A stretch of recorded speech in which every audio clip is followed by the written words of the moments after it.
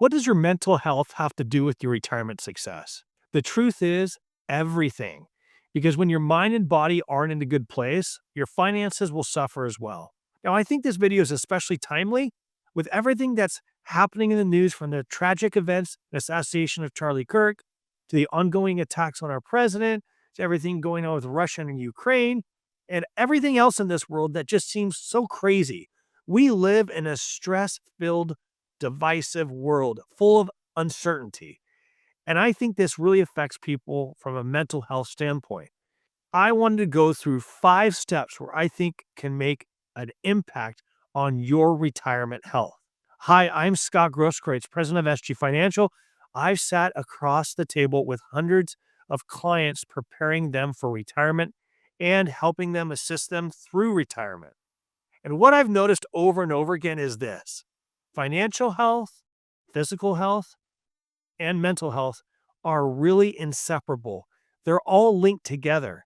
During COVID, I met with a widowed client, and she spent about $65,000, she told me, on Amazon purchases in just a few months. I asked her, "Why did you do that?" She said, "Loneliness and isolation." Her mental health struggles really bled into her financial life. She felt ashamed. She didn't feel any purpose in her life. She didn't have any connection with others. All of these things could have been changed had she had a game plan for when she felt that way. A study was conducted in a retirement community called Leisure World over the period of several years. The study concluded, through surveying and studying the health of several retirees over a long period of time, that time spent in activities, even a half hour a day, resulted in significantly lower mortality risks compared to no time in active activities. Why? Because these 3 areas in retirement overlap: your physical, your mental, and your financial. When one circle is weak out of these 3 areas of retirement, your whole balance is really off. I'm going to give you these 5 steps, starting with the number 1 step. We're going to start small. Starting small can be as simple as offering compliments to a stranger. Maybe you're at a dental appointment in the lobby. Maybe it's a compliment how they look, or maybe it's a compliment how the teller at the bank always helps you so graciously with everything you need. All these things help start conversations, help bridge those gaps between strangers to association to friends. Great conversations, whether really deep or surface, will help foster a sense of community around you. Number 2, stay active. This is a real impact on your retirement. If you're over the age of 65, you may have Medicare. Medicare has something called SilverSneakers. You can enroll in SilverSneakers, join a gym. I recommend you join a class 2 to 3 times per week. It'll help your physical being, also help your mental being. When you exercise, it really helps your mental health as well on levels that you may not even thought of. If the gym is not for you or classes aren't for you, maybe it's a stroll or a hike around the neighborhood. Whatever you think will help foster, get the blood flowing, touch grass, enjoy the environment around you. Each place that retirees live in offers certain benefits to that environment around them. Find what really speaks to you and create a schedule in your retirement so you can make sure you keep those consistent. Step 3, serve others and volunteer. I'd recommend you look for opportunities to serve in ways where you haven't done before. This can bring a large degree of adventure, help you build friendships and relationships with your community around you. There's a great website called JustServe.org. You can visit this site, it's free. You can type in your zip code and it will show you various different charitable organizations that you might be aligned with, that you'll find certain value in doing. And you can even do these things virtually if you don't have the capability to do that, if transportation's an issue. Maybe you're in your later stages of retirement, but you can go ahead and volunteer your time as you see fit. It's a great way to help support your community. Step 4, build family connection. These things can help bring more meaning to your retirement lifestyle, both physically and mentally. I have a client, she's fantastic. She has 3 granddaughters. They're younger, and she's a retired school teacher.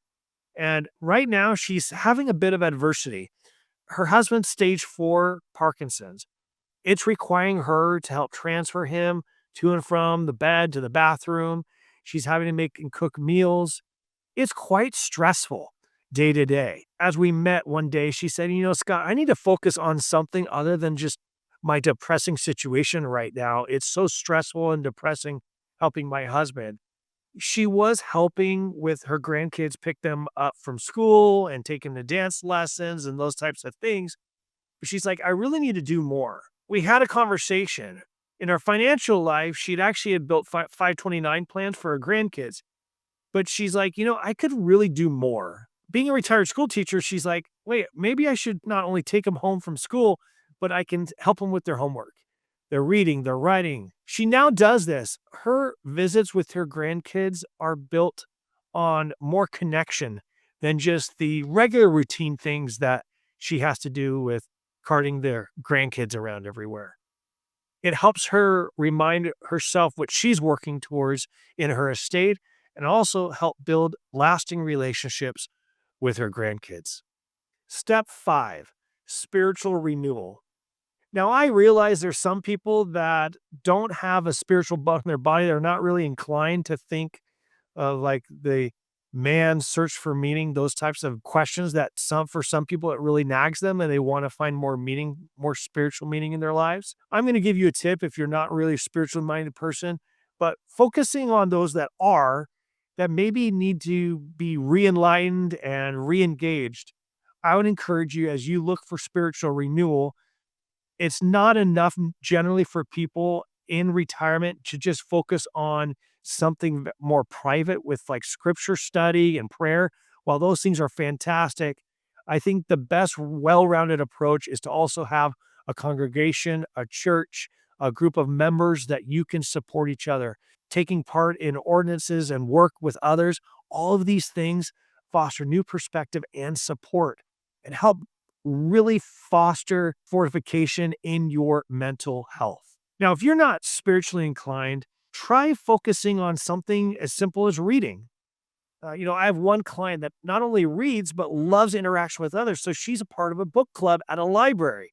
So she gets the introspection of the reading that she does and the storylines and the entertainment at home.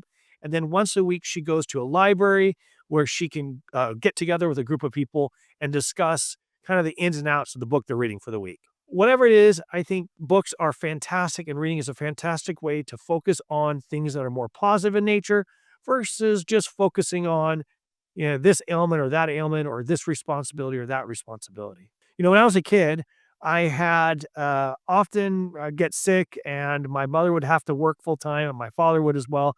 She couldn't take off work. And so she would drop me off at my grandmother's. My grandmother, earlier in her life, having 5 children, experienced the heartache of losing her husband, while all of my aunts and uncles, they were younger. And so she had that strain of financial responsibility and making ends meet, with also the experiencing that emotional turmoil of losing my grandfather, who I've never met. She went to the doctor after his passing. And I guess the doctor told her that she should start reading in the morning and at night. Find something that she really liked. She was able to focus her direction on things that were positive in nature versus the things that she didn't have. And if she found herself getting into a woe is me type of situation, she would redirect herself to reading. Find those things that can redirect your energies to things that are positive in nature so you can have a fulfilling retirement. And one last tip that you can have.